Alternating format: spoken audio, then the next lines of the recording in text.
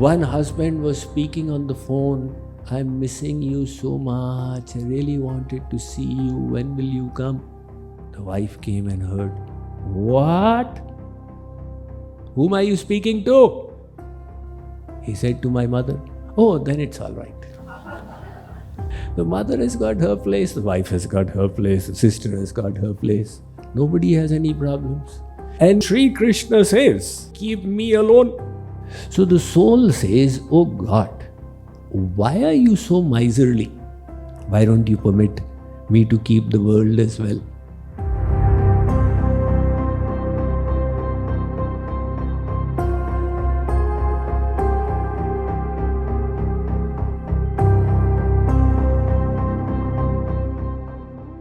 Andham tamah pravishanti ye asambhutim upasate tato bhuya ivate tamo yau sambhutyagvam ratah.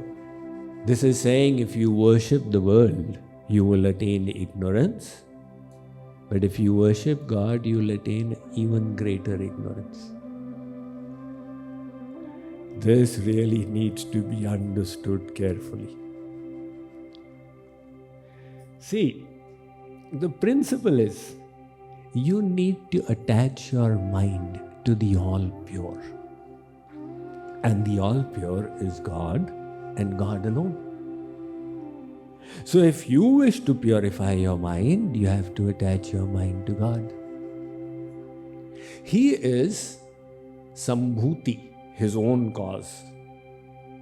And everything else is asambhuti. Means they are not their own cause. They have originated from God. It could be humans, the celestials, the ghosts and spirits. They are all asambhuti. So Sri Krishna says in the Bhagavad Gita, Yanti deva vrata devan pitrin yanti pitrivrata bhutani yanti bhuteja yanti madhya jinopi mam. Arjun, if you attach your mind to the devatas, you will go to them. If you attach your mind to humans, you will come back. If you attach your mind to the ghosts, you will go there. And if you wish to reach my abode, attach your mind to me. So attach your mind to God and to God alone. This is the Ananya Bhakti. Ananyas chintayanto mam. Sri Krishna says, Ananya chetaha satatam yo mam sparati nityashaha tasyaham sulabha partha nityayuktasya yogina. Arjun, I am easily attained. Otherwise he says I am not easily attained. It's very difficult. But here he says I am easily attained by those who become Ananya. Ananya means the mind is in God alone. It says Mam Ekam. Arjun, in your heart I alone should reside. The Bible also says you cannot serve God and mammon. You cannot have two masters, for then you will love the one and hate the other, or you will hold the one and despise the other. So you have to keep God in your heart. So the soul says, oh God, why are you so miserly? Keep me alone in your heart. Why don't you permit me to keep the world as well? In the world, we love so many people. A husband loves his wife, he loves his mother, he loves his sister. One husband was speaking on the phone, I'm missing you so much, I really wanted to see you, when will you come? The wife came and heard, what? Whom are you speaking to? He said, to my mother. Oh, then it's all right. The mother has got her place, the wife has got her place, the sister has got her place. Nobody has any problems. And you say, keep me alone. God says, look, When you were loving the world, nobody had any problem. But if I came into your heart, everybody's problem would begin. Why is this person doing so much bhakti? Why can't you do it in moderation? What is the reason? You had just gone for the West Coast retreat. Why do you have to go for the family camp now? Swamiji is coming for a 7-day LTP. Is it not enough to attend one day? Do you have to go every day? So God says, look, love the world, it is fine. And if I came into your heart, the worldly people would object. Now you are walking my path. So now keep my family. My family is God's names, forms, virtues, pastimes, abodes, associates, the Guru. You keep any of these, I've got no problem. In fact, I'm even more pleased. Worship of my devotee is pleasing me more even than worship of my own self. But now you should not keep the world inside. So God says it's a very simple principle. You have to purify your mind. Your mind is dirty since endless lifetimes. Now to purify it, you want to put soap and water in it. And on the other side, you start putting mud. Then how will it get cleansed? So understand this principle of Ananya Bhakti. Now the mantra explains that look, if you attach your mind to the world, you will attain darkness. Darkness means you will come back in the world. But if you are doing only bhakti of God, you will attain a greater darkness. Now why does he say that?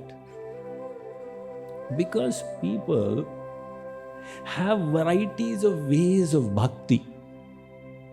So some people are considering this world real and this world unreal. It has got no value for them. Now some of the spiritualists are saying this is the only real world and the outside world has no value. So you start insulting people, you start misbehaving with people. One lady was driving a car.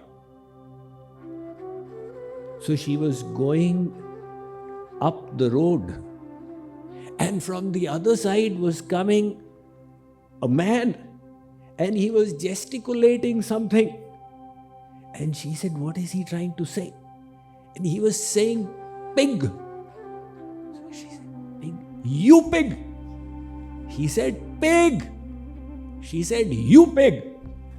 Now his car went by, and just after the car went by, she understood that he was trying to tell her there's a pig on the road. It was standing there, a huge creature. And to miss that pig now, she had to turn the car in the last minute and she went and hit the tree. Likewise, some people, they use spirituality to insult the world. They use spirituality to disrupt the world. That is a wrong understanding. For others, spirituality becomes a means of pride. 3 priests were sitting and one common person came. The priest prayed, "Oh God, I am such a sinner, I am so fallen, please grace me." The second priest said, "Oh God, I am so fallen, I am such a sinner, please grace me." And this common cobbler had walked in. He said, "Oh God, I am such fallen, such a sinner, please grace me." Both the priests look at him. Look who's thinking he is fallen. Now thinking they are fallen has become a matter of pride. I have the right to think I am fallen. This commoner doesn't have the right to think he is fallen. So spirituality has become a means of distinction, while spirituality should be a means of cultivating humbleness. True spirituality, vidya dadati vinayam. Now, if through our practice of spirituality we are becoming proud, then the consequence will be like this story of Satyabhama. Satyabhama is the consort of Sri Krishna in Dwarika. But she developed pride that, Sri Krishna is my husband and he always tells me, you look so beautiful, I'm so wonderful. Out there, the Sudarshan disc developed pride on its effulgence, its radiance. And God's eternal vehicle, Garud G, developed pride on his speed. So Sri Krishna thought, these great personalities have developed pride. I need to do something about it. He called Garud G and said, Garud G, will you do a work for me? What is it? In such and such place Hanuman Ji resides. Go and tell him that Dwarkadhish is remembering him. So Sri Krishna is Dwarkadhish who resides in Dwarka. So Garud Ji said, Arey Maharaj, this is a simple matter. I'll go in a jiffy and come in a jiffy. So he reached there. Now Dwapar Yuga was going on, Krishna avatar. And Hanuman Ji is a Chiranjeevi, so he had made an old form of his. And in a completely disinterested way, he was sitting there when Garud Ji came. And Garud Ji said, Hey monkey, are you Hanuman? Said, yes. Dwarkadhish is remembering you. Hanuman said, I have got nothing to do with Dwarkadhish. So Garud Ji returned. He said, Sri Krishna, where did you send to me? That monkey says he's got nothing to do with you. Sri Krishna said, oh no, Hanuman is not going to come like this. You tell Hanuman that Sita Ram are remembering him in Dwarka today. Garud Ji said, all right. He went off again. Now he said, Hanuman Ji, I made a mistake. What I meant was that in Dwarka, Sita Ram are sitting and they are remembering you. So Hanuman said, oh really? You should have said it in the first instance. I will come. Carry on. Garud Ji said, Maharaj, you're an old man. So why don't you sit on me and I'll take you quickly? So Hanuman Ji said, don't argue. You go, I'm coming. Garud Ji said, Maharaj, why are you insisting? Why don't you come and sit on me? Hanuman thought, oh, this bird is speaking too much. He tied Garud in his tail and threw him like this. So Garud suddenly became an ICBM, intercontinental ballistic missile. He landed somewhere in the Pacific. Now what is there for Hanuman? Manojavam Maharutulya Vegam. He can travel like the wind. So he started off. Here, Sri Krishna said to Satyabhama that Hanuman will be coming. And if he discovers that there is no Sita Ram here, then who knows what he'll do? He may lift the whole city and throw it in the ocean. Let's do like this. Let me become Ram and you become Sita. So Sri Krishna, he did his makeup, etc. He doesn't have to do much. He just kept the flute away and he got the Dhanushman. Satyabhama also tried. Apply some cold cream, etc. But where is the question of the beauty of Mother Sita coming in Satyabhama? So now Hanumanji was approaching at rapid speed. When Sri Krishna used to be in Dwarka, the Sudarshan disc used to do the patrolling of the city. Not even a mosquito should enter without permission. And he saw this monkey coming. He said, hey, stop, where are you going? Hanuman said, I'm going to see Sitaram. Sitaram? There are no Sitaram here. Hanuman said, first this bird and now this lattu. So Hanuman said, what did you say? I couldn't hear you. Come closer. When the disc came closer, Hanuman just grabbed him and put him in his mouth. I'll speak to you later on. So, Sudarshan thought that my effulgence pales out the sun, and this monkey has put me in his mouth. So Hanumanji's cheeks swelled a little more. Now he reached the palace. So Krishna in the form of Ram, he said, Aiye, Hanumanji, so nice. Hanuman said, Maharaj, thank you for giving me darshan, but in this place. So Sri Krishna said, I was longing to meet you, my foremost devotee. Hanuman said, Maharaj, you are Sarvadhikar Sampan. You have the right to call me anywhere. But one thing is not acceptable to me. What is that? Where is my mother Sita? Who is this Naukarani who's sitting next to you? Maid servant. Now, if you cut Satyabhama, you won't get any blood out. He's called me a maid servant, and the person deciding is a monkey. Immediately, Satyabhama's pride was dispelled. In the meantime, Garud G came, and Garud G discovered Hanuman Ji is already here. So even without announcing, he slipped away. His pride also got shattered. Now Bhagavan asked Hanuman that, is your health okay? Did you get your annual medical checkup? Hanuman said, yes, Maharaj. So tell me, is there something wrong with the cheek, some kind of a syndrome?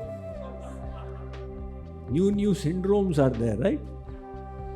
Hanumanji said, Maharaj, there was this rotating top in your city, so I put him in my mouth. The Hanumanji took him out and released, and Sudarshan ran from there.